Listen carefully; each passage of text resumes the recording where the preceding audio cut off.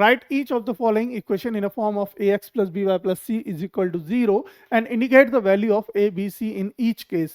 Here the equation is giving that, please note it down. Here equation is given that 2x plus 3y is equal to 9.35 के ऊपर बार, ठीक है ना, there is a bar over the 5, ठीक है.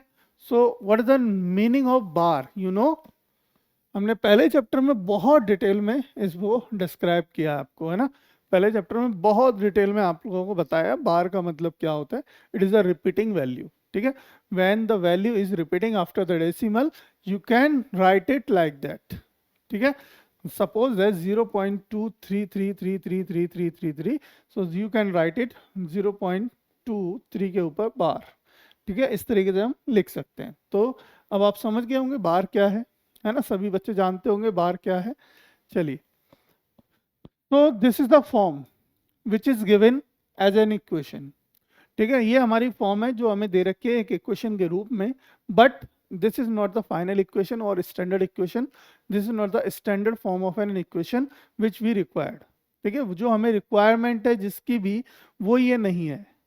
Clear, वो ये नहीं है. हमें तो रिक्वायरमेंट है क्या, ax plus b y plus c is equal to 0. हमें क्या स्टैंडर्ड फॉर्म क्या होती है हमारे लिए. हमारे लिए स्टैंडर्ड फॉर्म वो है ax plus b y plus c is equal to 0. But this form is, the given equation is not in a form of this. So first priority for us, we need to write it as an standard form, ठीक है. So just write it like that, 2x plus 3y